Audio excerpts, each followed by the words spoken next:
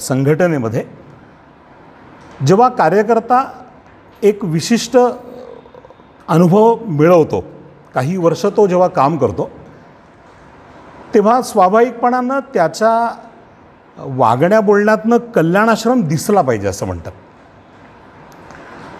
आणि तो जो कल्याणाश्रम दिसला पाहिजे त्याच्यामध्ये कल्याणाश्रमाचं एक सगळ्यात प्रमुख कार्यपद्धतीचं वैशिष्ट्य आहे. जयराम भाऊंच्या बोलण्यामध्ये ते आलंही असणार. आपल्या कार्यपद्धतीचं वैशिष्ट्य असं आहे की आपली कार्यपद्धती ही अनामिक आहे. अनामिकता हा आपल्या कार्यपद्धतीचा स्थायी भाव आहे. अनामिकता म्हणजे काय? कोणीतरी असं म्हटलं आहे की कल्याणाश्रम हे बिन चेहऱ्याचं संघटन आहे. इथं चेहरा नाही आहे कुठला. एका चेहऱ्याखाली सगळे काम करत नाहीत आणि म्हणून आपण व्यक्तींबद्दल पण खूप कमी बोलतो. आज मी इथं अशासाठी बोलतो आहे की एकतर मला सांगितलं आणि माझ्याकडे एक जबाबदारी आहे संघटन मंत्री म्हणून. पण म्हणून पहिल्या 4 सत्रांमध्ये काही मी नव्हतो आणि कदाचित जर का नंतर केव्हा हा अभ्यासावर गेल त्यात मी असे नसेही काही नाही. कारण काय तर एका व्यक्तीच्या आधारानं संघटन आपलं कधी चालत नाही आणि त्याच्यामुळे व्यक्तीच्याबद्दल आपण कमी बोलतो. आपल्याकडे आदेश देण्याची पद्धत नाही. आपण सगळ्यांनी मिळून काम करायचं असतं. सामूहिक नेतृत्व इथं असतं, किंबहुना नेतृत्व नसतंच. पहिला कोणी नसतो आपल्यामध्ये. आपण जर का समान अंतरावर गोल खुर्च्या मांडल्या, गोल, आणि प्रत्येक खुर्चीमधलं अंतर समान ठेवलं तर त्याच्यामध्ये कोण पहिला हे आपण सांगू शकू का? आपण सांगू नाही शकणार. सगळेच पहिले असतात. आणि म्हणून आपल्या संघटनेमध्ये असं म्हटलं जातं, we all are first among equals असं म्हणतात. आपण सगळेजण पहिले आहोत बरोबरीमध्ये अशा अर्थानं. आणि त्याच्यामुळे हे सगळ्यांनी कायम ध्यानात ठेवायचं. अभ्यासवर्ग आहे कार्यकर्त्यांचा आणि त्याच्यामुळे सकाळपासून मी थोडा उशीर आलो, परंतु सकाळपासून आणि काही जणांच्या बोलण्यातनं शिस्तीचा उल्लेख झाला. स्वाभाविकपणानं जेव्हा आपण जुने कार्यकर्ते होतो तेव्हा स्वाभाविक शिस्तीची अपेक्षा आपल्या सगळ्यांकडनंच असते आणि ह्याही वर्गामध्ये आपण ती पाळली. शेवटच्या सत्रातही आपण पाळणार आहोत. त्यातला 1 नंबरची शिस्त, म्हणजे असे बरेच शिस्तीचे प्रकार आहेत, पण त्याच्यामध्ये थोडंसं जरा धाडस करून एक सांगतो की आपण सगळे प्रमुख कार्यकर्ते असल्यामुळे कायम बैठकीमध्ये, आत्ताच्या सत्रात नाही, कायम बैठकीमध्ये आपण हे भान आणि ध्यान ठेवलं पाहिजे की आपल्या खिशातला मोबाईल वाजणार नाही. आणि त्याच्यामुळे आत्ता प्रत्येकाने चेक करायचं, आपलं मोबाईल बघायचं आणि चेक करायचं की तो बंद आहे ना, हे चेक करा सगळ्यांनी. कारण बऱ्याच वेळा आपल्याला असं वाटतं की तो बंद आहे, पण तो बंद नसतो. तो कुठल्या तरी पर्समध्ये खाली असतो किंवा पाकिटात असतो आणि तो काढून बंद होईपर्यंत बऱ्यापैकी सगळ्यांचं ध्यान हे विचलित झालेलं असतं, लक्ष विचलित झालेलं असतं आणि हे आपल्याला आपल्या शिस्तीत बसत नाही. त्याच्यामुळे मी धाडस करून सांगतो, कारण सगळी खूप माझ्यापेक्षा प्रचंड मोठी माणसं इथं बसलेली आहेत आणि त्याच्यामुळे तरीसुद्धा मी धाडस केलं सांगायचं.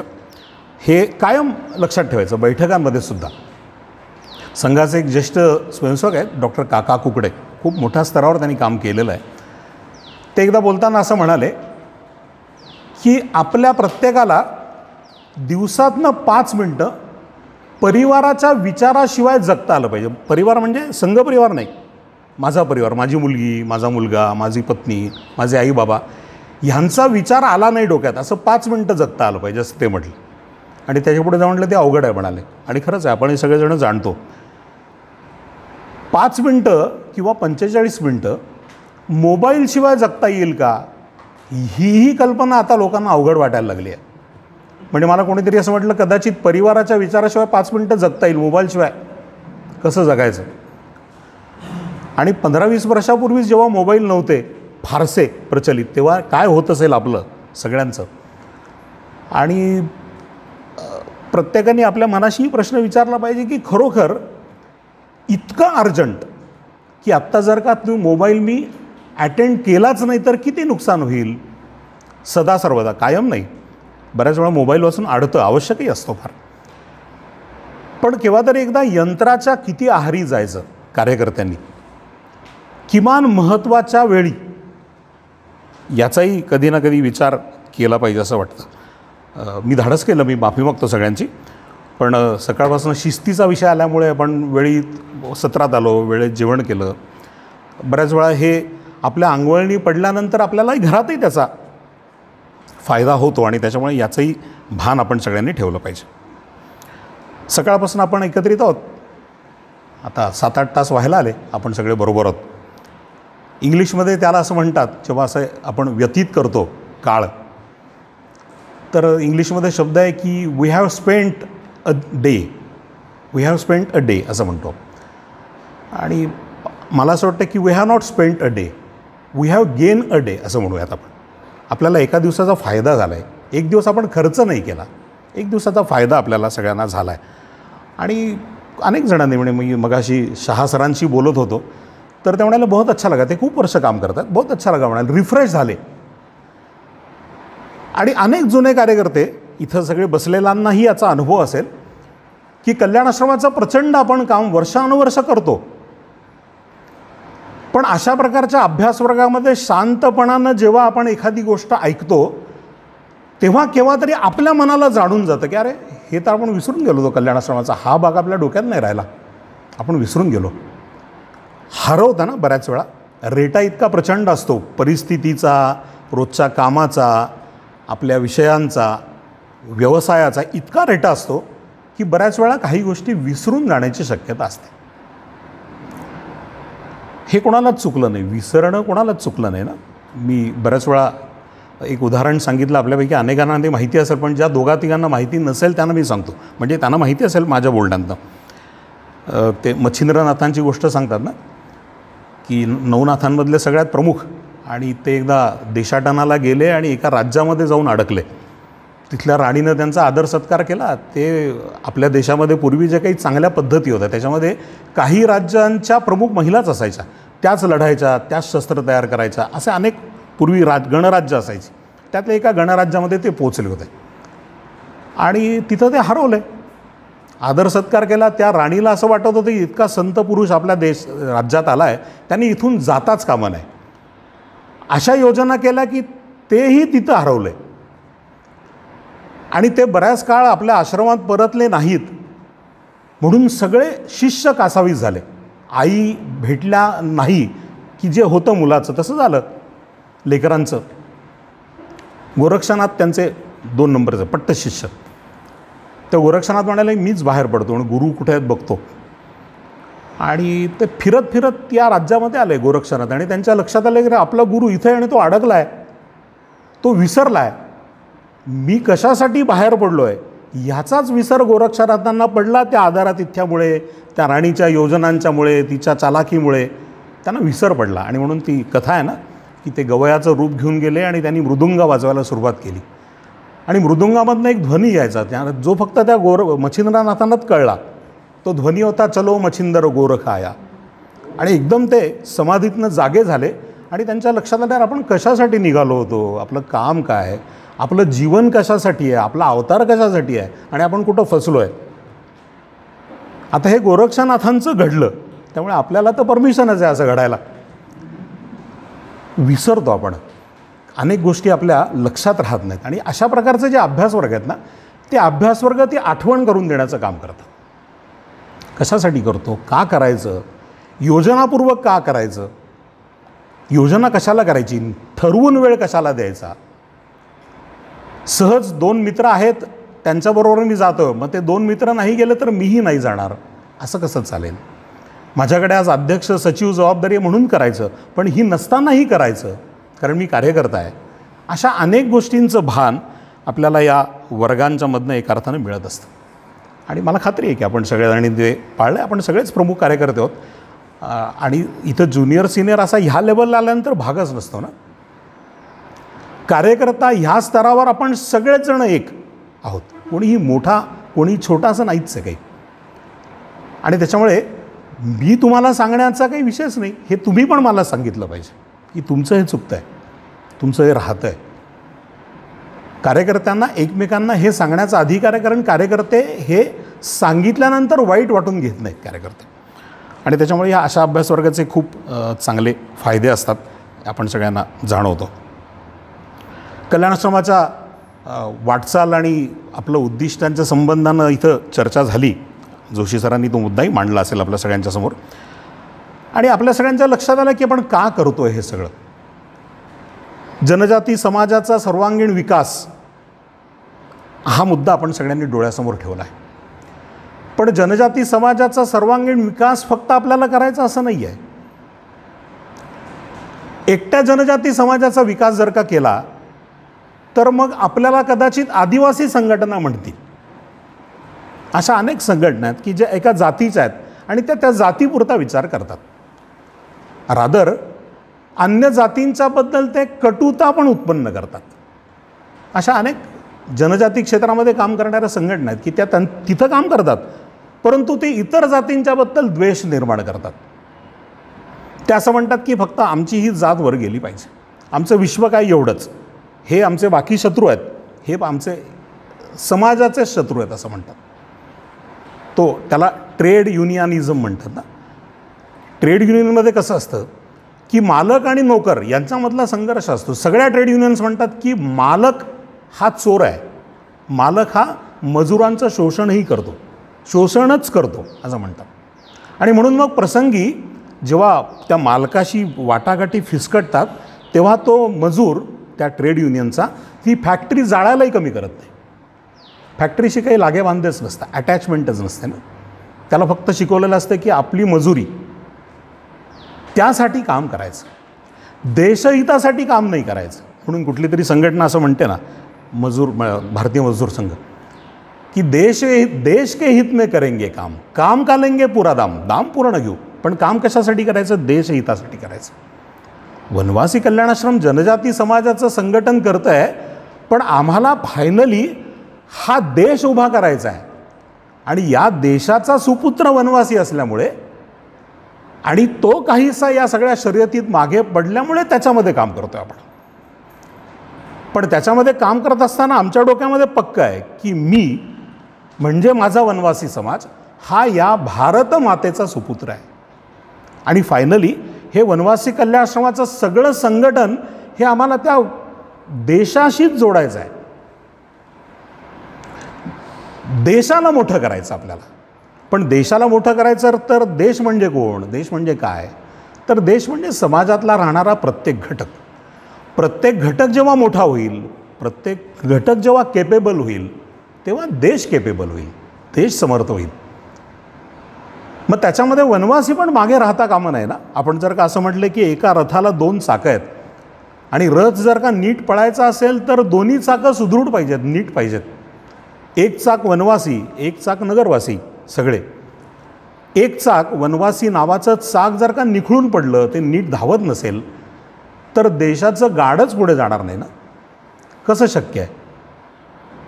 आणि एक चाक जर का रुतून बसलं तर दुसरं चाकाला किती वाटत असलं की मला पहिलं आलं पाहिजे, जाऊच शकणार नाही.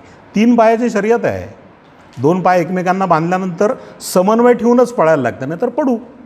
एक जण जर का पुढे जायला लागला 3 पायाच्या शर्यतीत, पडून जाऊन आपण. दोघांना समन्वय ठेवायला लागेल ना. वनवासी कल्याणाश्रमाचं काम ते आहे आपल्याला, की आपल्याला सगळ्यांना मिळून या देशाशीच जोडलं जायचं आहे. देश मोठा करायचा आहे. मोठा नाही आहे का, आहे, पण एकेकाळी प्रचंड मोठा होता ना आपला देश, प्रचंड सामर्थ्यशाली होता ना. देशामध्ये सोन्याचा धूळ निघायचा प्रत्येक घरातनं असं बोललं जातं. जगातल्या प्रत्येकाला असं वाटायचं की आपण भारतामध्ये गेलं पाहिजे. आणि म्हणून त्यावेळी युरोपमधनं किंवा अमेरिका तर नव्हतीच त्यावेळी, युरोपमधनं किंवा ग्रीक, रोमन्स ही जी मंडळी बाहेर पडली तेव्हा या सगळ्यांची इच्छा होती की भारतात पोहोचलं पाहिजे. एखाद्या लोकाला, एखाद्या देशाला, एखाद्या आक्रमकाला असं वाटतं की अमुक देशात गेलं पाहिजे. का वाटतं? कारण त्या देशामध्ये तसं काहीतरी असतं म्हणून वाटतं ना. भिकारी देशावर कोण हल्ला करेल, कशाला वेळ वाया घालवेल. इथं सगळं होतं, सबकुछ. ज्ञानविज्ञान होतं, सगळ्या परंपरा होत्या, पैसा होता. म्हणजे 18व्या शतकामध्ये एक इंग्लंडमध्ये एका संस्थेचा जन्म झाला. त्या संस्थेचं नाव होतं पॅट्रिऑटिक सोसायटी, 18व्या शतकात. आणि या पॅट्रिऑटिक सोसायटीनं इंग्लंडमध्ये एक फतवा काढला आणि त्या फतव्यामध्ये त्याने असं लिहिलं की जो कोणी स्वाभिमानी इंग्रज असेल त्यांनी यापुढे भारतामध्ये तयार झालेला माल विकत घ्यायचा नाही, असा फतवा काढला होता. म्हणजे कल्पना करा की व्यापाराच्या क्षेत्रामध्ये पण आम्ही किती पुढे होतो. आणि अल्पावधीमध्ये असं घडलं, अल्पावधी म्हणजे देशाच्या एकूण इतिहासाचा विचार करताना अल्पावधी हा 1000 वर्षाचा कालावधी असतो. काही 1000 वर्षांमध्ये असं घडलं, ज्याला आपण असं म्हणू की ट्रान्सफर ऑफ सीन. आम्ही एकदम विश्वाच्या अग्रभागी होतो, सगळ्या जगाचं नेतृत्व आम्ही करत होतो ज्ञानविज्ञानाच्या क्षेत्रामध्ये. आम्ही एकदम रसातळाला गेलो. किती रसातळाला गेलो? जॉर्ज फर्नांडिस आमचे संरक्षण मंत्री होते भारताचे, अटलजींच्या काळामध्ये, किंवा अजून मला आठवत नाही, बहुधा अटलजींच्याच काळात असतील. अमेरिकेत जायला निघाले ना, अमेरिकन एअरपोर्टवर त्यांची कसून चौकशी केली कपडे काढून. अमेरिकन एजन्सीने हे लक्षात घेतलं नाही की हा डिफेन्स मिनिस्टर आहे. त्यांच्या दृष्टीनं तो एक साधा इंडियन आहे आणि त्याची कसून चौकशी केली. किती खाली आलो आम्ही, त्याचं उदाहरण आहे. अजूनही 10 उदाहरणं देता येतील. तो जो एक रिस्पेक्ट पाहिजे ना लोकांचा, देशाच्या, जगाच्या मनामध्ये, तो नाही राहिला ना आमच्याबद्दल. एकेकाळी होता प्रचंड. काही जण आपल्या देशामध्ये या संबंधानं अस्वस्थ झाले की असं कसं जमेल. जगावर राज्य केलेले आम्ही, मिलिटरी आर्टिलरी शासन नाही, अध्यात्मामध्ये, विज्ञानामध्ये, आयुर्वेदामध्ये जगावर आम्ही राज्य केलं आणि आज आमची ही स्थिती झाली. तर यातनं बाहेर आलं पाहिजे. ज्यांनी हा विचार केला त्यांचं नाव होतं डॉक्टर केशव बळीराम हेडगेवार. त्यांनी असं म्हटलं की नाही, हे आपल्याला सुधारलं पाहिजे, आपण परत एकदा त्या स्टेजला गेलं पाहिजे. त्या स्टेजला कसं जाता येईल. मग त्यांनी त्याचं खूप विचार करून असं निदान काढलं की हे का घडलं, तर आमचा देशच संघटित राहिला नाही. प्रत्येकजण सेपरेट विचार करायला लागले. 100 करोडचा देश, पण मी माझा परिचय करून देताना मी असं म्हणतो की मी ब्राह्मण आहे. आणि 100 करोडच्या देशामध्ये आम्ही स्वतःचा परिचय ब्राह्मण करून देताना सगळ्या देशात त्यांची संख्या 25 लाखच आहे, 30 लाखच आहे, 50 लाख आहे. मी 100 कोटी उरतच नाही ना, मी 25 लाख बनतो. मी स्वतःचा परिचय करून देतो की मी वनवासी आहे, आदिवासी आहे. मी 100 कोटी उरतच नाही, मी उरतो 10 कोटी. प्रत्येकजण आपला परिचय असाच करून देतात. एका सभेची गोष्ट सांगतात की सभेमध्ये गुंड घुसले आणि 10,000ची सभा उधळली गेली. प्रत्येकजण पळत होते. डॉक्टर हेडगेवार तिकडून येत होते. त्यांनी विचारलं काय झालं. ते म्हणाले सभेमध्ये गुंड आले आणि त्यांनी सगळा सभा उधळून दिली. अरे मग तुम्ही काही केलं नाही का. तर प्रत्येक म्हणाले नाही, मी एकटा होतो. सभेत किती माणसं होती? 10,000. गुंड किती होते? 7-8. 10,000 माणसं असून हा म्हणतो मी एकटा होतो. ही आमच्या समाजाची स्थिती. आणि त्यामुळे संघटित समाज नाही राहिला. तो जर का संघटित झाला तर कदाचित आम्ही परत एकदा जगावर राज्य करू, असा विचार करून त्यावेळी संघाची स्थापना झाली. आणि मग लक्षात असं आलं की संघाला हिंदू समाज संघटित करायचा आहे, तर भलेही आज तो वेगवेगळ्या कॅटेगरीजमध्ये डिव्हाइड झाला आहे, बरोबर आहे, पण ते वास्तव स्वीकारून आपण त्यांना पण संघटित करूयात ना. म्हणून मग कल्याणाश्रमाचं काम सुरू झालं. कल्याणाश्रमाचं काम त्यासाठी सुरू झालं की देशाला संघटित करायचं आहे. देशाला संघटित करायचा असेल तर त्या देशातला जो 10% जनजाती समाज आहे, वनवासी समाज आहे, आदिवासी समाज आहे, 10%, त्याची पण स्थिती चांगली नाही ना. आणि तो जर का संघटित झाला नाही, तो जर का विकसित झाला नाही, त्याला जर का चांगले दिवस आले नाहीत, तर कदाचित सगळ्या देशालाच चांगले दिवस येणार नाहीत.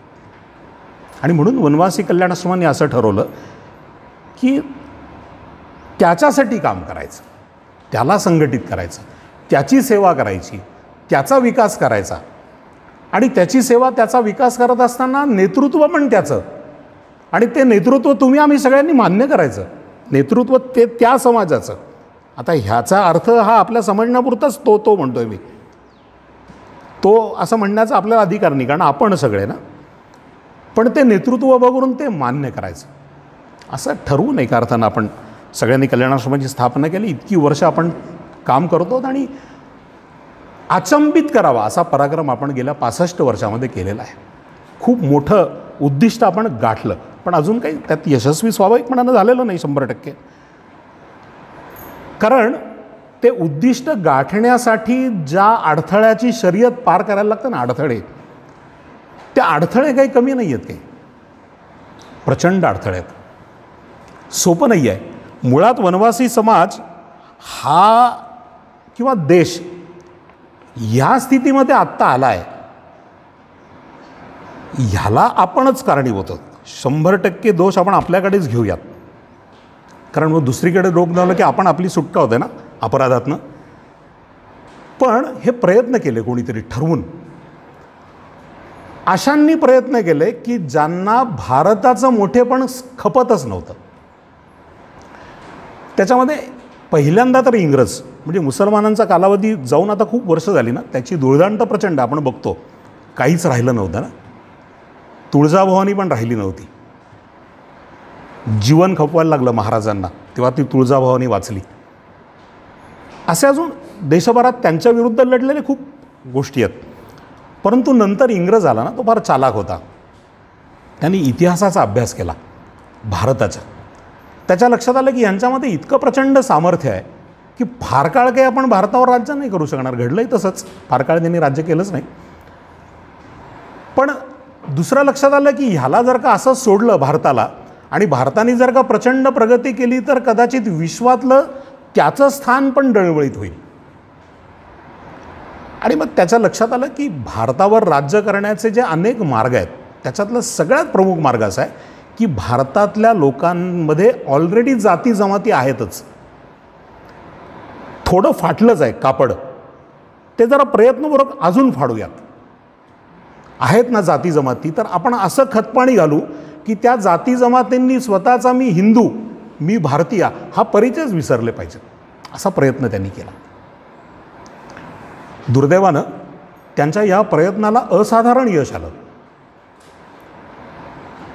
त्यांनी जे विषाचं बियाणं लावलं ना, बीज लावलं ना, ते विषाचं झाड आता इतकं प्रचंड पीक घेत आहे.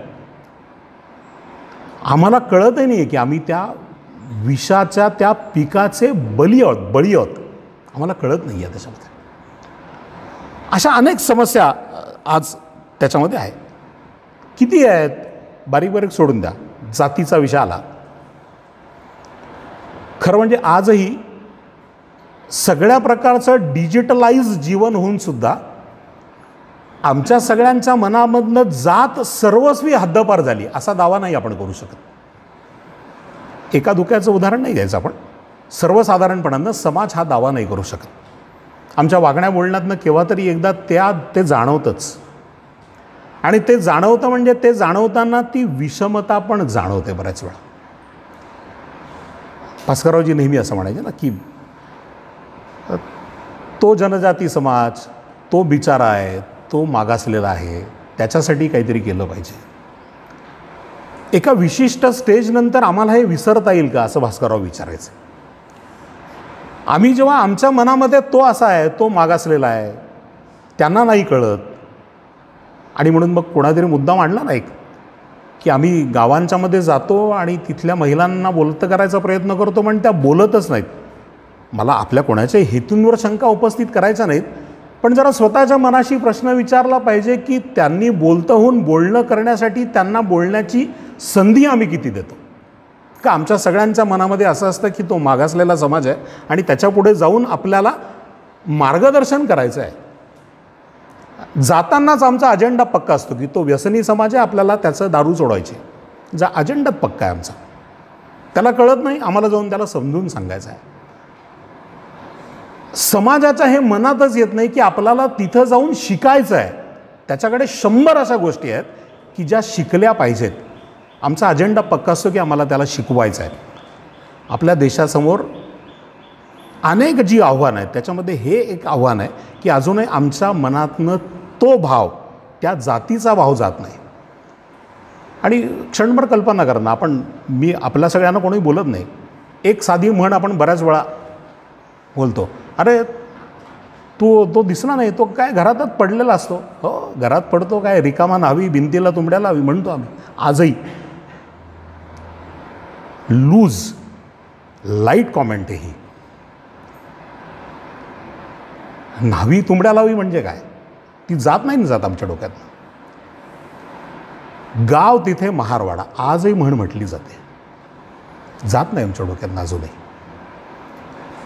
वनवासी कल्याणाश्रमाचे कार्यकर्ते जर का आम्ही असू आणि आम्ही जर का विचारपूर्वक मनानं आणि बुद्धीनं जर का काम स्वीकारलं असं, तर आम्हाला पहिले हे ठरवलं पाहिजे की नाही, कमसे कम आमच्या विचारातनं, आमच्या भावविश्वातनं, आमच्या हृदयातनं जातीला स्थान नाही, जातीला स्थान नाही. मी फक्त हे विषयाचं स्पष्टीकरण करण्यासाठी म्हणून जातीचा उल्लेख करतो आहे. अदरवाईज स्वर्गीय जगदेवरामजींचं जीवन पाहिल्यानंतर आपल्याला केव्हा तरी कधीतरी म्हणायला लागतं की होते आमच्या वनवासी समाजाचे होते, अन्यथा ते कळणार सुद्धा नाही इतकं सर्व प्रकारचं समर्पित जीवन ते जगले. उदाहरण प्रस्तुत केलं ना, किती उदाहरण आहेत आपल्या कल्याणाश्रमामध्ये की तुम्ही त्यांचं ते टायटल काढून गावावर ते वनवासी आहेत आणि द्या खुल्या समाजामध्ये परिचय करून की हे आमचे नेते आहेत. कुठेही तो उल्लेख सुद्धा होणार नाही की हे वनवासी आहेत. जातीचा एक विषय मोठ्या प्रमाणात आपल्या सगळ्याच्यामध्ये आहे. एक सिस्टम वर्षानुवर्ष काम करते ना आपल्या देशामध्ये, जी सिस्टम या देशाला कमी लेखण्यामध्येच आनंद मानते ना, आणि त्यासाठी एक विचारधारा प्रयत्न करते. ती ख्रिश्चनांची विचारधारा आहे, ती कम्युनिस्टांची विचारधारा आहे. किती आपल्या देशाला झपाटलं आहे त्यांनी, आणि सगळ्या सिस्टम्समध्ये ती जाऊन बसली विचारधारा. पॉलिटिकली तर ते संपत चालले. एक केरळचं उदाहरण सोडलं तर आता ते फार नाहीत कुठं शिल्लक, पण ती विचारधारा मात्र काम करते ना. हिंदुत्व नावाचा कुठलाही विषय आला की त्यांना लगेच त्याचा सुगावा लागतो आणि ते ठेचण्यामध्येच त्यांचा सहभाग असतो. न्यायव्यवस्थेमध्ये सुद्धा अफजल गुरूच्या फाशीच्या विषयामध्ये न्यायालय रात्री 12 वाजता चाललं. कोणी चालवलं 12 वाजता न्यायालय? कुठल्या सामान्य वनवासींच्या, सामान्य माणसाच्या साठी न्यायालय 12 वाजता काय, दिवसाही 12 वाजता नाही चाललं. प्रेशर आलं न्यायव्यवस्थेला. अफजल गुरूला निर्दोष सोडवलं पाहिजे, झालं नाही ते. रात्री 12 वाजता चालवलं. हा जो प्रयत्न होतो आहे ना, मीडियामध्ये हिंमत होते कोणाची तरी ना की हिंदू देवदेवतांच्या वरती OTT प्लॅटफॉर्मवर किंवा पिक्चर काढून त्यांची टिंगलटवाळी करायची हिंमत होते. कुठला तरी त्या हजरत बाल आहे काश्मीरमध्ये, त्या मोहम्मद पैगंबराचा एक केस आहे, तो केस हरवला म्हणून सगळा देश जळत होता काही वर्षांपूर्वी. हिंमत नाही कोणाची. तो केस आला परत तिथं जळायला लागल्यावर देश. कोणी नेला होता, कसा आला, कुठून आला, कोणाला माहिती नाही. पण त्या समाजाचं समाधान करायला लागलं की हजरत बाल आहे, काळजी करू नका. तेव्हा जाळपोळ थांबली. हिंमत नाही कोणाची. तुम्ही युरोपमध्ये गेलात तर ख्रिस्त हा तिथं टिंगलटवाळीचा विषय नाही आहे. चर्चमध्ये जाईल की नाही माणूस माहिती नाही, टिंगलटवाळी नाही करत. आमच्याकडे आमचाच हिंदू माणूस देवतांच्या टिंगलटवाळीसाठी पिक्चर काढतो. हिंदुत्व हा एकूणच असा विषय आहे की ज्याला ठेचलं पाहिजे अशी विचारधारा काम करते. त्याच्यामध्ये लोक काम करतात. दुर्दैवानं ते हिंदूच आहेत. एकूण आम्ही जेव्हा जनजाती समाजाचं देशाचं संघटन करायला निघालो तेव्हा काय आमच्यापुढे वाढून ठेवलं आहे, कुठल्या कुठल्या समस्यांना आम्हाला मार्ग काढायचा आहे, त्याचं आपल्याला जाणीव पाहिजे. शत्रू तर आपल्याकडे कोणी नाही, परंतु रणनीती जेव्हा करायची असते ना की आम्हाला आमच्या ह्या हितशत्रूंच्यावर मात करायची आहे, असं जेव्हा करायचं असतं ना तेव्हा त्याचे सगळे मुद्दे, त्याची आयडिओलॉजी पण आपल्याला माहिती पाहिजे, तरच आपण प्रहार करू शकू. बायबल आणि कुराणवर टीका केली की मला तसा राग येतो. राग अशासाठी की आपला कार्यकर्ता जो बायबल आणि कुराणवर टीका करतो ना तो न वाचता करतो.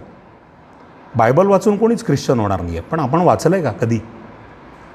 कुठल्या मुद्द्यावर आघात करायचे त्यांचे, तसं ती त्यांची आयडिओलॉजी पण सगळी आपल्याला माहिती पाहिजे, म्हणजे कळेल आपल्याला. अनेक मुद्दे त्याच्यामध्ये आहेत. त्याच्यामध्ये एक मुद्दा आत्ता आला तो 9 ऑगस्टचा मुद्दा आला ना. परवा आत्ता 9 ऑगस्ट आहे, उद्या. मला आत्ता सकाळी फोन आला एका ठिकाणून की उद्या 9 ऑगस्टचा कार्यक्रम आहे, तुम्ही बोलायला आहे आमच्याकडे. सांगणारे आपलेच कार्यकर्ते होते. मग मी त्यांना म्हटलं की नाही, 9 ऑगस्टच्या कार्यक्रमात मी जाणार नाही आहे आणि आमच्या संघटनेतल्या कोणाला जाऊ पण देणार नाही आहे. का? कारण आम्ही कल्याणाश्रमाने आपण असं ठरवलं आहे की तो कार्यक्रम नाही करायचा आपण. त्यांना असं रडलं. ते म्हणाले आम्हालाही माहितीच नव्हतं, सालाबादप्रमाणे यंदाही तो कार्यक्रम करायचा आहे. म्हटलं आत्ता तुम्ही करू नका. त्यांनी ऐकलं सुदैवानं. त्यांना म्हटलं आपण सावकाश भेटू. 9 ऑगस्ट हा आपल्या संघटनेच्या निर्णयानुसार असं ठरलं आहे, जे आपण सगळ्यांनी पाळायचं आहे की 9 ऑगस्ट हा दिवस आपला नाही. काही जणांना आश्चर्य वाटेल त्यातलं. आपला नाही आहे तो दिवस. त्याच्यावर आपण अभ्यास करूयात. फक्त ज्याला आपण एक थोडी लाईन ऑफ थिंकिंग म्हणतो तेवढ्यापुरतंच मी काही मुद्दे मांडतो. 9 ऑगस्ट हा आदिवासींच्या कत्लीचा दिवस आहे. जगभरामध्ये आदिवासी समाजाची मोठ्या प्रमाणात कत्तल या दिवशी झालेली आहे. कोलंबस नावाचा एक माणूस आहे, ज्यांनी भारताचा शोध लावायला म्हणून निघाला. तो एका किनाऱ्यावर उतरला, त्याला समोर वस्ती दिसली, त्याला प्रचंड आनंद झाला. त्याला असं वाटलं भारत भेटला आपल्याला, कारण त्याला भारतच मिळवायचा होता, शोधायचा होता. आणि त्याच्यामुळे तो जेव्हा आनंदात तिथं गेला होता, त्याच्या लक्षात आलं की हा भारत नाहीच आहे. आणि मग ती अमेरिका होती, आणि मग त्यांनी अमेरिकेत जे काही कॉलनी वसवली तो एक वेगळा भाग आहे. तिथे जे मूळ निवासी होते ना, आदिवासी, त्याला रेड इंडियन्स, खरं म्हणजे त्याला इंडियन्स म्हणायचं होतं, त्यांनी त्यांना इंडियन्स म्हटलं, पण ते दिसायला लाल होते म्हणून रेड इंडियन्स. अदरवाईज त्यांना वाटलं की ते इंडियन्स आहेत, रेड इंडियन्स नाव म्हणून पडलं त्यांचं. काय केलं कोलंबसने? युरोपमधल्या लोकांची सत्ता प्रस्थापित करण्यासाठी अमेरिकेतले जे आदिवासी आहेत, मूल निवासी तिथले राहणारे, त्यांची लाखांच्या संख्येनं कत्तल केलेली आहे, लाखांच्या संख्येनं या युरोपियन गोऱ्या लोकांनी. तेच युरोपियन ऑस्ट्रेलियात गेले, त्या ऑस्ट्रेलियाचा मूळ मालक हा तिथला आदिवासी होता, मूलनिवासी होता तिथला. या गोऱ्या लोकांनी त्याची पण कत्तल केली. आजही ऑस्ट्रेलियामध्ये आदिवासी आहे, ऑस्ट्रेलियाच्या जंगलामध्ये. आणि ऑस्ट्रेलियन सरकार काय करतं त्यासाठी? तर जगातल्या टुरिझमला प्रोत्साहन मिळावं म्हणून त्यांनी तिथल्या आदिवासींना जंगलात तसंच ठेवलं आहे. ते कपडे नाही घालत आजही. त्यांना भरपूर दारू पाजण्याची व्यवस्था ते करतात. त्यांना शाळेत ते आणत नाहीत. आणि काचेची गाडी, बंद गाडी, ते त्या सगळ्या जंगलातनं फिरून जगातल्या टुरिस्टना दाखवता हे आदिवासी. हे बघा, ऑस्ट्रेलियाच्या पार्लमेंटमध्ये तिथल्या ॲबओरिजिन्सना स्थान नाही आहे. अमेरिकेतल्या पार्लमेंटमध्ये तिथल्या रेड इंडियन्सना स्थान नाही आहे, ते तिथले मुलं नाही असे आदिवासी आहेत. आणि ह्या कोलंबसनी याच्यासारख्या गोऱ्या माणसांनी त्यांच्या कत्ली केलेल्या आहेत तिथं, लाखोच्या संख्येनं कत्ली केल्या. 9 ऑगस्ट हा पूर्वी हा कॉलोनियल डे मानायचे, वसाहत दिवस असा मानायचे, कारण त्या दिवशी कोलंबसनी अमेरिकेची वसाहत शोधली. हा तो दिवस आहे ज्या दिवशी आमच्या आदिवासींच्या कत्ली तिथं झाल्यात त्या देशामध्ये. आणि म्हणून कल्याण आश्रमाचं असं म्हणणं आहे की विश्व मूलनिवासी दिवस हा भारतात लागू नाही आहे, तो अमेरिकेत लागू आहे, तो ऑस्ट्रेलियात लागू आहे, कारण तिथं मूलनिवासींचं राज्य आलं पाहिजे, तिथल्या मूलनिवासींचं राज्य आलं पाहिजे. तिथं जे गेले आहेत ते उपरे आहेत, बाहेरचे. तिथला जो मूळ समाज आहे तो तर अजून खितपत पडला आहे ना. अमेरिका म्हटलं की आपल्यासमोर वॉशिंग्टन, न्यूयॉर्क उभं राहतं, त्यातली चमकदमक दिसते आपल्याला. त्याच अमेरिकेतल्या रेड इंडियन्सच्या वस्तीत तुम्ही जाऊन बघा बरं काय आहे स्थिती. तो तिथला आदिवासी होता, त्यांना मारलं. आणि तोच गोरा भारतात आला, आणि त्या गोऱ्यांनी काय केलं? त्या गोऱ्यांनी जालियनवाला बाग हत्याकांड केलं. त्यांनी आमचे लाखो क्रांतिकारक मारून टाकले, लाखो समाज मारून टाकला. त्याच गोऱ्यांनी बिरसा मुंडाला फाशी दिलं, जो आमचा वनवासी होता. त्याच गोऱ्यांनी राघोजी भांगरेला फाशी दिलं, जो आमचा वनवासी होता. तर ही नावं हजारापर्यंत जाऊ शकतात अशी. त्या गोऱ्यांनी आमच्या पण वनवासींना मारलं ना इथं. आणि आमचा वनवासी तर स्वातंत्र्यासाठी लढत होता. आमचा वनवासी तर बिरसा मुंडा तुळशीची पूजा करायला सांगत होते, ते गायी मारू नका असं सांगत होते. राघोजी भांगरे तर विठ्ठलाचं दर्शन घ्यायलाच गेला होता. राघोजी भांगरे यायचे त्र्यंबकेश्वरला दर्शन करायला. हिंदू होते, कट्टर धर्मरक्षक होते. त्यांना या गोऱ्यांनी फाशी दिलं. जेव्हा इंग्रज या देशामध्ये आले आणि या देशातनं गेले, तेव्हा या देशामध्ये एकूण 500 संस्थानं होते जी खालसा झाली, विलीन झाली. सरदार वल्लभभाई पटेलांनी विलीन केली. त्याच्या आधी 500 मधली 100 संस्थानांचे राजे आदिवासी होते, 100 संस्थानांचे. आणि ते लंगोटी बहादर नव्हते, त्यांच्याकडे राज्य होती, त्यांच्याकडे शस्त्रांचे कारखाने होते, संपत्ती होती, विद्वान होते. अनेक राजांनी संस्कृतमध्ये नाटकं लिहिलेली आहेत, कविता लिहिलेल्या आहेत, वनवासी आदिवासी राजांनी. त्याला तशी प्रतिष्ठा या देशामध्ये होती. माधवराव शिंदे मराठा सरदार होते, ग्वाल्हेरचे राजे. त्यांच्या राजघराण्यातली एक मुलगी, त्यांच्या घराण्यातली मुलगी त्रिपुराच्या आदिवासी राजाला दिलेली आहे. आणि नेपाळच्या क्षत्रिय राजाची मुलगी या आदिवासींच्या घरामध्ये आलेली आहे. संबंध होते परस्पर. आदिवासी हा खाली नव्हताच काही, तो प्रतिष्ठित सगळ्यांच्या बरोबर एक होता. देश स्वतंत्र झाल्यानंतर या देशाच्या घटनाकारांनी 1950 साली असं ठरवलं की जनजाती समाज हा आर्थिकदृष्ट्या मागे राहिला आहे, गॅप निर्माण झालेली आहे, त्याला वेगानं पुढं आणलं पाहिजे. त्यासाठी नियमित स्पीड कामाचा नाही आहे, विशेष सप्लिमेंट दिली पाहिजे. एखादा जेव्हा अशक्त होतो तेव्हा डॉक्टर सप्लिमेंट देतात खाण्याची, त्याला सप्लिमेंट दिली पाहिजे म्हणून आरक्षण आलं. 50 साली कोणीही सांगण्याच्या आत आमच्या देशामध्ये 48 मेंबर ऑफ पार्लमेंट होते. आमच्या महाराष्ट्रामध्ये 24 विधानसभा सदस्य आहेत, 24 आहे ना विधानसभा सदस्य आहेत. सर्व राज्यांच्या मध्ये अनेक राज्यांचे मुख्यमंत्री आदिवासी आहेत, वनवासी आहेत. या गोऱ्या लोकांनी या देशाला सांगण्याची गरज नाही आहे की तुम्ही आदिवासींवर अन्याय अत्याचार करता. आम्ही नाही केला अन्याय अत्याचार. आमच्या या देशातल्या छोट्यातल्या छोट्या गावामध्ये राहणारा वनवासींची पूजा पद्धती जी 1000 वर्षापूर्वी होती ती आजही कायम आहे. या देशामध्ये अन्याय नाही झाला त्याच्यावर. पूजा पद्धती इथल्या हिंदूंनी, इथल्या समाजाने त्याच्यावर लादली नाही, ती तशीच आहे, कायम आहे तशी. आम्ही आमच्या देशानं त्या संस्कृतीमध्ये कधी बदलाव करायचा प्रयत्न केला नाही, कारण या देशातल्या कोणालाच असं वाटत नाही ती वेगळी आणि ही वेगळी आहे. सगळेच प्रकृतीपूजक, सगळेच प्रकृतीपूजक आहेत. आणि त्याच्यामुळे या सगळ्या ज्या गोष्टी आहेत ना, विश्व मूलनिवासी दिवस 9 ऑगस्ट ते का पाळा म्हणतात गोरे, त्यांनी युनोमध्ये ठराव केला 1950 साली. जिनेवाला पार्लमेंट झाली त्यांची, आणि जिनेवाचा ठराव आहे इंटरनॅशनल लेबर ऑर्गनायझेशनचा, ILOचा ठराव आहे. त्या ठरावात त्यांनी असं म्हटलं आहे की जगभरातल्या मूलनिवासींवर अन्याय होत आहेत आदिवासींवर. सर्व जगातल्या देशातल्या आदिवासींनी त्यांच्या सरकारांशी सशस्त्र संघर्ष करून स्वतःचं देश निर्माण करायचा, हा ठराव आहे त्यांचा, गोऱ्या लोकांनी दिलेला ठराव. आमच्याकडे जेव्हा नागा चळवळ सुरू झाली तेव्हा ते म्हणाले की नागालँड स्वतंत्र देश आहे आमचा. तुम्ही जर का नागालँडमधल्या त्या अतिरेकी चळवळीचा लेटर हेड जर का पाहिलं तर त्याच्यावर असं लिहिलं आहे की नागालँड फॉर ख्राइस्ट. आणि नागालँड फॉर ख्राइस्ट नावाची ती संघटना नागालँड हा स्वतंत्र देश करण्यासाठी प्रयत्न करत आहे. या गोऱ्या लोकांनी जी काही षड्यंत्र वेगवेगळी केली ना, त्या षड्यंत्राच्यामध्ये जे फसत चालले आहेत त्याच्यामध्ये आमच्या देशातला सुजाण नागरिक पण फसतोय. त्याला असं वाटतं की आदिवासींचे दिवस आहे. अगदी आदिवासींना सुद्धा असं वाटतंय की आमच्यावर खरोखर अन्याय अत्याचार झालेत, आणि अन्याय अत्याचाराच्या विरुद्ध आपल्याला काय केलं पाहिजे तर विश्व आदिवासी दिवस साजरा केला पाहिजे. आपल्याला त्या मार्गानं गेलं पाहिजे. शोषण या देशामध्ये झालं, सर्व प्रकारचं शोषण झालं. ती आमच्या समाजाची सगळ्यात मोठी चूक आहे. खरं म्हणजे आमच्या सगळ्या समस्या त्याच्यामुळे आहेत. जर का आम्ही आमचं शोषण केलं नसतं आणि आमचं जातीपातीत विभागलं नसतं तर गोऱ्यांची ही पण मूवमेंट यशस्वी झाली नसती. शोषण घडलं, शोषण कास्ट, जेंडर सगळ्याच्याबद्दल घडलं शोषण. पण शोषणाचा एक भाग जर का सोडला, ज्याच्यासाठी कल्याणाश्रम प्रयत्न करत आहे, हितरक्षा आयाम प्रयत्न करतो आहे, आमचे सगळे आयाम प्रयत्न करत आहेत की जनजातींचं शोषण थांबलंच पाहिजे काही करून. जो कोणी करत असेल, मग तो हिंदू व्यापारी करत असेल तर त्याच्याशी पण खेटलं पाहिजे. तो जर का हिंदू राजकारणी करत असेल तर त्याच्याशी पण खेटलं पाहिजे. शोषण नाही होऊ देणार आम्ही. पण म्हणून ते विश्व आदिवासी दिवसाचे नियम आम्हाला लागू होत नाहीत, ते अमेरिकेला लागू होतात.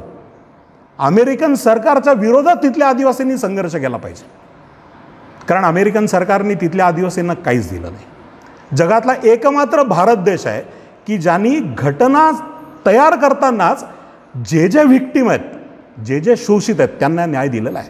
याचा अर्थ सगळं काही चांगलं घडलं असं नाही, आजही घडतं असं नाही. शोषण आहेच, त्याच्याविरुद्ध आपला संघर्ष कायम राहील. म्हणून 9 ऑगस्ट हा भारताचा आदिवासी दिवस नाही, भारताचा आदिवासी गौरव दिवस अजिबात नाही. 9 ऑगस्ट हा जगामध्ये गोऱ्यांनी जिथं जिथं आदिवासींना मारलं त्यांच्या श्राद्धाचा दिवस आहे.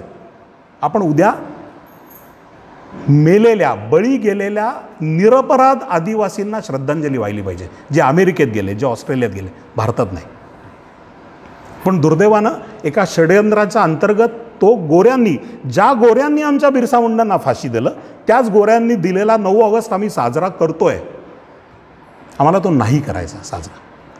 आणि वेगवेगळ्या व्यासपीठावर आम्हाला आमचं म्हणणं मांडायचं की आम्हाला का नाही करायचं. पण आदिवासी दिवस करू नका ही निगेटिव्ह बाजू झाली ना. आज लोक ऐकतील असं नाही, ऐकणार नाहीत म्हणून मांडणी करायची नाही असं नाही, करायची. मग आपण काय ठरवलं आपल्या संघटनेनं? आपल्या संघटनेनं असं ठरवलं की यापुढे 15 नोव्हेंबर हा भगवान बिरसा मुंडांचा जन्मदिवस आमच्या देशामध्ये आम्ही जनजाती गौरव दिवस म्हणून पाळणार. 9 ऑगस्ट पाळायचा नाही, पण ती लाईन पुसायची गरज नाही. ती लाईन छोटी करायची असेल, आम्हाला मोठी रेष मारली पाहिजे नाही. तर मोठी रेष काय आहे? 15 नोव्हेंबर. आणि त्याच्यामुळे आपण सगळ्यांनी लक्षात ठेवायचं की यापुढे 15 नोव्हेंबर आम्ही जोरात करू, 9 ऑगस्ट नाही. चालतात चालू दे, आपण प्रयत्न करू, लोकांना हात जोडून विनंती करू, त्यांना कन्व्हिन्स करायचा प्रयत्न करू. त्यांना विरोध करायची गरज नाही. जे करतायत त्यांना कन्व्हिन्स करूयात, हात जोडून कन्व्हिन्स करूयात आणि सांगूयात की आपला तो नाही, तो आहे. 15 नोव्हेंबर आहे आपला हा दिवस. ही कॉन्स्पिरन्सी आहे, हे आंतरराष्ट्रीय षडयंत्र आहे, हे सगळ्यांनी लक्षात ठेवलं पाहिजे. असे अनेक षडयंत्रांचे बळी आम्ही ठरतो आज. एक मोठं षडयंत्र जे सांगून मी माझं बोलणं कदाचित संपीन. एक मोठं संकट आत्ता येऊ घातलेलं आहे आणि ते संकट आहे 2021 साली होणारी, पण कदाचित आता पुढे जाईल, ती जनगणना. जनगणना संकट नाही आहे, पण जनगणनेच्या निमित्तानं वनवासी क्षेत्रामध्ये जे चाललं आहे ते संकट आहे. तेही आपण समजून घेतलं पाहिजे. जनगणनेमध्ये आपल्याला सगळ्यांना माहिती आहे की धर्माचे कॉलम्स आहेत ना, हिंदू, मुस्लिम, सिख, ईसाई, पारशी, जैन, बुद्ध, धर्माचे कॉलम्स आहेत. जनगणना ही फार आवश्यक आहे. सरकारी योजना करायचं असलं तर तुम्हाला कळलं पाहिजे ना तुमच्याकडे किती माणसं आहेत. सायंटिफिक आहे जनगणना, इंग्रजांनी सुरू केली. ती पहिली जनगणना 1881 साली झाली, 1891 साली, 1901 साली झाली. एखाद दुसरा अपवाद सोडला तर जनगणना द्वितीय विश्वयुद्धात नव्हती झाली फक्त. आश्चर्य वाटेल, आपल्या देशामध्ये जेव्हा पहिली जनगणना झाली तेव्हा इंग्रजांनी हिंदू, सिख, म्हणजे मुस्लिम ईसाई होतेच, हिंदू आणि सिख असे कॉलम केले. आणि जेव्हा हिंदू आणि सिख असा कॉलम घेऊन जेव्हा जनगणनेचे लोक पंजाबामध्ये गेले तेव्हा सगळे शीख अक्षरशः इंग्रजांना हसत होते की तुम्ही हा काय आमचा कॉलम वेगळा केला. 1881च्या जनगणनेमध्ये मुठभर शिखांनी फक्त शीख लिहिलं आहे, सगळ्या शिखांनी हिंदूंमध्ये टिकमार्क केलेली आहे. याच्यावरनं लक्षात येतं की हिंदू आणि शिखांमध्ये पण फूट पाडायचा प्रयत्न त्यावेळी इंग्रजांनी केला. का? राज्य करायचं होतं ना, दुसरं काही नव्हतं. मुस्लिम तर ठीक आहे, वेगळाच धर्म होता. गुरु नानकांनी स्वतः सांगितलं आणि त्यांनी ठिकठिकाणी मंदिरं बांधली. नामदेवांचा उल्लेख त्या गुरुग्रंथ साहिबामध्ये आहे. आणि गुरु गोविंद सिंगांनी सांगितलं की सकल धर्म म्हणजे सकल गाजे धर्म हिंदू सकल भंड बाजे. गुरु गोविंद सिंग म्हटलेले आहेत. हिंदू धर्मासाठी लढले, हिंदू धर्मासाठी गेले. वेगळा शीख धर्म ही कल्पना गुरु गोविंद सिंगांची पण नव्हती, इंग्रजांनी ती केली. शिखांचा वेगळा इतिहासच नव्हता. मी त्याचं नाव थोडं विस्मरित होतं आहे. एक ब्रिटिश इतिहासकार ज्याच्या लक्षात आलं की शीख आपला हिंदू धर्म सोडायला तयारच नाही आहेत, पंथ आहे वेगळा असं म्हणायचं. खूप पंथ आहेत ना आपल्या देशामध्ये, लिंगायत आहेत, अनेक पंथ आहेत. शीख पंथ होता, आहेच. याच्या लक्षात आलं की कसं तोडता येईल. त्याच्या लक्षात आलं की इतिहास नाही लिहिला गेलेला आणि अन्य कोणी लिहिलेला इतिहास शीख ॲक्सेप्ट करणार नाही. हा ब्रिटिश इतिहासकार शीख झाला धर्मानं, त्यांनी शीख धर्म स्वीकारला आणि आजही शिखांच्याबद्दल अभ्यास करणाऱ्यांचा जो प्रमाणग्रंथ आहे तो त्या इंग्रजांनी लिहिलेला आहे, त्या इंग्रज शिखानं लिहिलेला. त्या इंग्रज शिखानं त्या धर्माच्या ग्रंथात असं लिहिलं की आपला शीख धर्मच वेगळा आहे. मग त्यात बौद्ध ॲड केले. असं सगळं वेगवेगळे कॉलम केल्यानंतर लक्षात आलं की हा जो आदिवासी समाज आहे ना, वनवासी समाज, तो तर हिंदूच लिहितो आहे. मग काय करता येईल, त्यालाही सेपरेट केलं पाहिजे ना. सेपरेट का करायचं? आपल्याला सगळ्यांना माहिती आहे की जेव्हा एखाद्या रानगव्यांचा कळप असतो ना, त्यातला एकही रानगवा मारता येत नाही. त्यामुळे जो सिंह अटॅक करायला जातो ना, त्याला भीती असते की ते सगळे आपल्याला अटॅक केलं तर सिंहच मरेल, म्हणून तो फक्त जातो आणि पंजानं एकाच रानगव्याला कासावीस करतो, बाकीचे सगळे पळून जातात आणि तो त्याची शिकार करतो. एकाला वेगळं पाडतो सिंह. ख्रिश्चन मिशनरांनी तसंच ठरवलं आहे की या देशातल्या प्रत्येक समाज घटकाला एकटं पाडायचं, हिंदुत्वापासून, हिंदू समाजापासून वेगळं करायचं, मग त्याला ख्रिश्चन करायचं, सगळं ताब्यात घ्यायचं. हे त्यांनी आफ्रिकेत केलं, हेच त्यांनी अमेरिकेत, युरोपमध्ये केलं. युरोपमध्ये कुठं ख्रिश्चन होते आधी? येशू ख्रिस्ताच्या पूर्वी कुठं ख्रिश्चन होते? एक एक आता इतिहास बाहेर पडतोय. सगळे वैदिक धर्म, अग्नीची पूजा करणारे हे युरोपियन्स होते.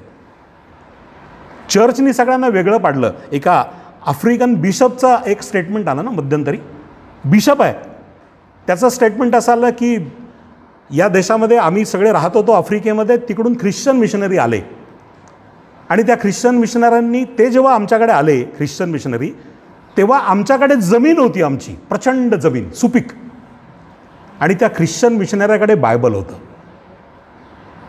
त्याने आम्हाला असं सांगितलं की तू डोळे मिट, तुला परमेश्वराचं दर्शन घडवतो. आम्ही डोळे मिटले. थोड्या वेळानं आम्ही जेव्हा डोळे उघडले तेव्हा लक्षात असं आलं की आमची जमीन त्याच्याकडे आहे आणि त्याचं बायबल आमच्याकडे आहे, हे त्याच्या लक्षात आलं. हाच प्रयत्न ते भारतात करायला निघाले. वनवासी हिंदू लिहितोय असं म्हटल्यानंतर मग त्यांनी पहिला शब्दप्रयोग केला आदिवासी 1931च्या जनगणनेमध्ये. फार काही नोंदणीच झाली नाही, हिंदूंमध्येच नोंदणी झाली. मग एक त्यांनी शब्दप्रयोग केला ॲनिमिस्ट, प्रकृतीपूजक, नोंदणीच झाली नाही फारशी. पण इंग्रज किंवा ख्रिश्चन हे किती त्यांच्यामध्ये पेशन्स असतो बघा. त्यांनी नाद सोडला नाही. शेवटी त्यांनी एक कॉलम केला स्वतंत्र भारतामध्ये, भारतीय स्वातंत्र्यानंतर जनगणनेच्या कॉलम्समध्ये एक कॉलम ॲड झाला, तो ORP, अदर रिलिजन पर्सन्स. हे जे 6 धर्म आहेत ह्यांना न मानणारा, अशांनी त्याच्यामध्ये टिक करायचं असं सांगितलं. आणि प्रचार आदिवासी भागात जाऊन असा केला की तू प्रकृतीपूजक आहेस, यू आर एनिमिस्ट, तू हिंदू नाही आहेस, त्यामुळे तू त्या ORPमध्ये लिही, स्वतःला ORPत लिही. फार मागच्या जनगणनेत संख्या वाढली नाही त्याची, पण फार वाढली नाही म्हणजे किती, 0.79% झाली. It's a big number. काही लाखांमध्ये गेली ना ती. आणि त्यानंतर गेली 10 वर्ष ते आत्ता सगळ्या आदिवासी क्षेत्रात प्रयत्न करत आहेत की ह्या वेळच्या जनगणनेमध्ये आदिवासींनी स्वतःचा उल्लेख हा ORPमध्ये केला पाहिजे. आम्हाला मात्र उशिरा जागा नाही. आम्ही आत्ता जीव तोडून प्रयत्न करतोय की वनवासींनी तसं करू नये, पण एव्हाना ते बरेच पुढे गेलेत. आमचे प्रयत्न उशिरा सुरू झाले. आपण जीव तोडून संघर्ष करतोय आत्ता.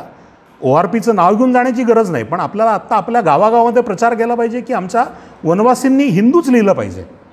ORPमध्ये संख्या वाढते त्यांची. आपल्या देशामध्ये छत्तीसगड आणि झारखंड राज्यामध्ये 2 जिल्हे असे आहेत की जिथल्या ज्या राज्यांमध्ये हिंदूंच्यापेक्षा ORPची संख्या वाढली आहे. हिंदू नाही आहेत जास्त, ORPची संख्या वाढली आहे. आणि अजून शेवटचा कॉलम त्यांनी केला, तो कॉलम आहे RNS, रिलिजन नॉट स्टेटेड. त्या रिलिजन नॉट स्टेटेडमध्ये मागच्या जनगणनेमध्ये ORPपेक्षा अधिक संख्या आहे. षड्यंत्र काय आहे? षड्यंत्र असं आहे, कालांतराने मुस्लिम, ख्रिश्चन, सिख, ईसाई, पारशी, ORP आणि RNS या सगळ्यांची मिळून संख्या हिंदूंपेक्षा जास्त भरली पाहिजे, हे षड्यंत्र आहे. या सगळ्यांच्या मनामध्ये असं पाहिजे की हिंदू आपला शत्रू आहे, तो मायनॉरिटी दिसला पाहिजे. तो मायनॉरिटी दिसला की त्याचं मतात परिवर्तन होईल आणि स्वाभाविकपणानं केव्हा तरी या देशामध्ये नॉन हिंदू हा पंतप्रधान होईल. आपल्याला तर काही आवड नाही ना, राष्ट्रपती आपण पाहिलं, सगळ्यात पाहिलं, त्याला काय, आपण त्याला घाबरत नाही. पण त्यांचं षड्यंत्र वेगळं आहे. देशामध्ये हिंदूंना ठेचणे हे ते षड्यंत्र आहे. असे शेकडो षड्यंत्र आहेत मीडियामध्ये. काय लिहून येत आहे मीडियामध्ये? ते मेणबत्तीवाले जे सगळे चालत आहेत, JNU आपली संस्था, आपली माणसं आहेत त्याच्यामध्ये, परंतु अफजल गुरुसाठी JNUमध्ये कार्यक्रम होतात. काश्मीर स्वतंत्र झालं पाहिजे यासाठी JNU पोचतो भारत सरकार. 30 रुपयाची थाळी आहे, 3च रुपयाची होती. आता मोदींनी आल्यावर 30 रुपये गेले तरी आरडाओरडा चालू आहे. शेकडो स्टुडंट्स माझ्या माहितीतले पण आहेत की जे त्या JNUमध्ये पास आऊट होऊन 20 वर्ष झाली तिथं राहतात आणि नक्षलवादाचं प्रतिनिधित्व करत आहेत. हे आमच्या देशामध्ये चाललं आहे. अशा कितीतरी संस्था त्यांनी आपल्या ताब्यात घेतला आहे, तंत्र ताब्यात घेतलेलं आहे त्यांनी. सत्ता कोणाची असो, वर्तमानपत्रामध्ये, मीडियामध्ये त्यांचा नॅरेटिव्ह पक्का आहे. त्या नॅरेटिव्हमध्ये असं आहे की हिंदूंना कमीत कमी लेखलं पाहिजे. आदिवासी वेगळा, दलित वेगळा, हा वेगळा, तो वेगळा, नॅरेटिव्ह पक्का आहे. आणि त्यामुळे प्रत्येकाचा संबंध हा हिंदुत्वाशी जोडला जातो. एखाद्या ठिकाणी मग किती हे सूर असुर संघर्ष, वंशाचा संघर्ष, हिंदू वंश वेगळा आहे. भारत हा एक देश नाहीच आहे.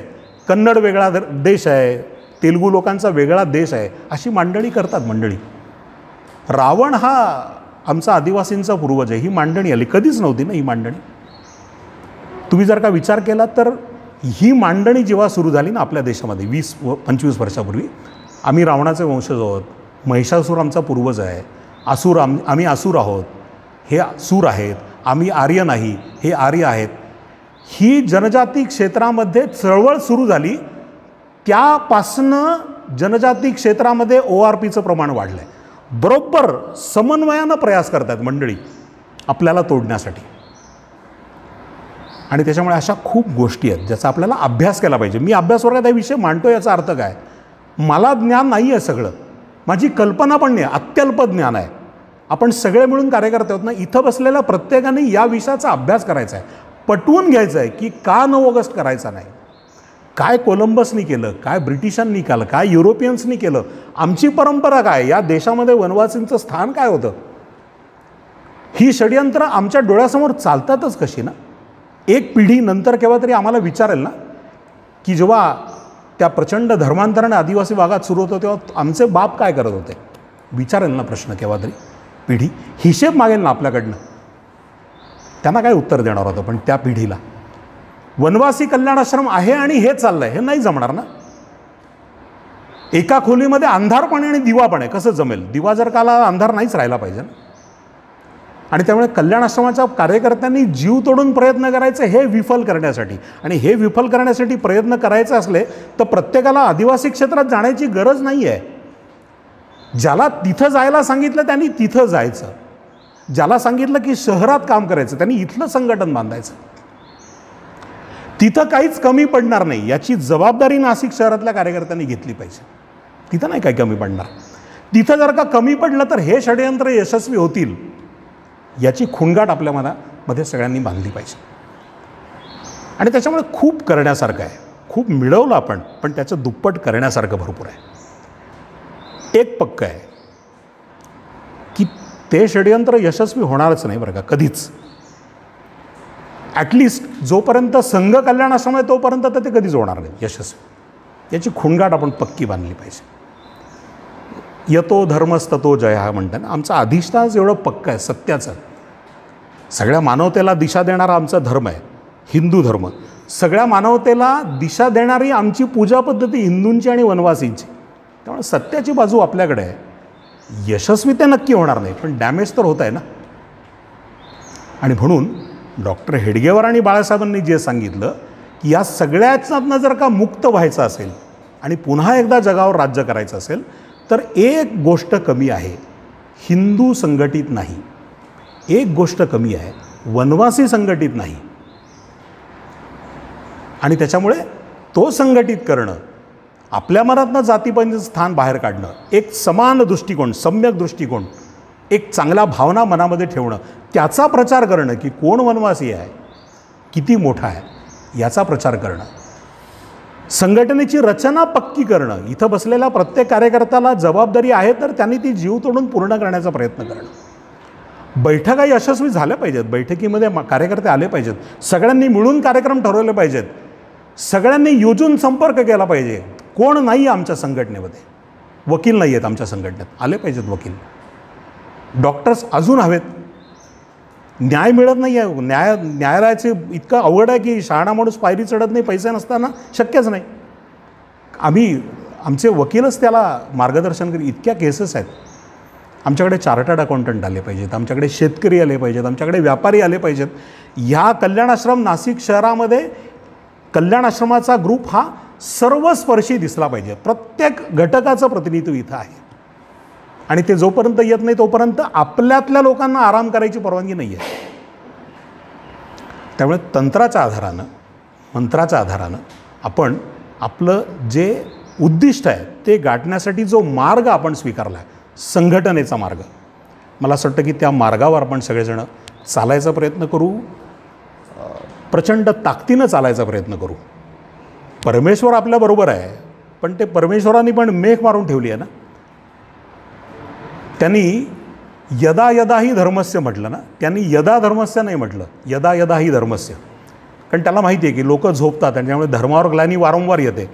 यदा धर्मस्य म्हणजे एकदा येईल, त्यामुळे मी युगे एकदा संभवामी युगे म्हटलं की काम संपेल, असं नाही झालं. त्यांनी यदा यदा ही धर्मस्य म्हटलं म्हणजे वारंवार ग्लानी येईल आणि संभवामी युगे युगे अनेक युगांमध्ये येईल. हे जरी त्यांनी म्हणून ठेवलेलं असलं तरीसुद्धा प्रत्येक वेळी त्यांनी मी येईल पण करायचं तुम्हाला आहे. गोवर्धन उचलूयात आपण, पण माझी फक्त करंगळी आहे, हात सगळे तुमचे आहेत असं त्यांनी सांगून ठेवलं आपल्याला. आणि त्याच्यामुळे परमेश्वरावर विश्वास ठेवून, आपल्या संघटनेवर विश्वास ठेवून, आपल्या कार्यपद्धतीवर विश्वास ठेवून असं आपण गृहीत धरलं पाहिजे की मागच्या जन्मामध्ये आपल्या सगळ्यांचं प्रचंड पुण्य आहे, पुण्य संचय झाला आहे मागच्या जन्मामध्ये, म्हणून या जन्मात आपण कल्याण आश्रमाचे कार्य करतो. पुनर्जन्मावर आपला विश्वास आहे आणि याच्यावरही विश्वास आहे की मागचं चांगलं केलं तर या चांगला जन्म मिळतो. आणि त्यामुळे तिथं चांगलं केलं आहे म्हणून आपण कल्याण आश्रमाचे कार्यकर्ते आहोत. आणि त्याच्यामुळे सगळ्यात मोठी कल्याण आश्रमाचा कार्यकर्ता ही जबाबदारी आपण सगळ्या आमच्या मनामध्ये ठेवूयात. मी सांगितलेल्या सगळ्या मुद्द्यांचा अभ्यास करूयात, त्याचं लिटरेचर आपल्याकडे उपलब्ध आहे, ते आपण सगळेजण वाचूयात आणि कल्याण आश्रमाला एका वेगळ्या मार्गावर आपण सगळेजण घेऊन जाऊ. मला असं वाटतं आजच्या प्रसंगी एवढं बोलणं पुरेसं आहे.